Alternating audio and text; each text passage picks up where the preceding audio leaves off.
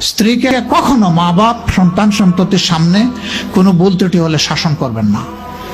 একা নিয়ে বুকে জড়িয়ে ধরে তার সমস্ত নেক কাজের স্বীকৃতি দিয়ে তারপরে বলবো যে এরকম একটা বিষয় আমি দুঃখ পাই নাই, তবে আমি চাই যে এটা তুমি কারেকশন করে নাও এবং আমি আল্লাহর দরবারে তোমার জন্য দোয়া করব।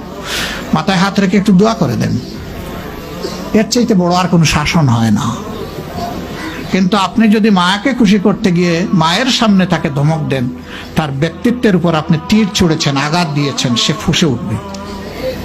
সে বলবে সব উজাড় করে তোমার এই সংসারে দিলাম, আজকে তুমিই না আমাকে এইভাবে বেইজ্জত করলে। সে মানুষ তো, তার মানবিক রিয়াকশন হবে। কাজ করবো না আমরা কেউ। আমাদের জীবনের অংশ, আমাদের হাড়ের অংশ, আমাদের কলিজার অংশকে আমরা সেইভাবে সম্মান দিব ইনশাআল্লাহ। আমরা ভালোবাসবো সে আমার স্ত্রী, আমরা শ্রদ্ধা করবো সে আমার সন্তানের মা।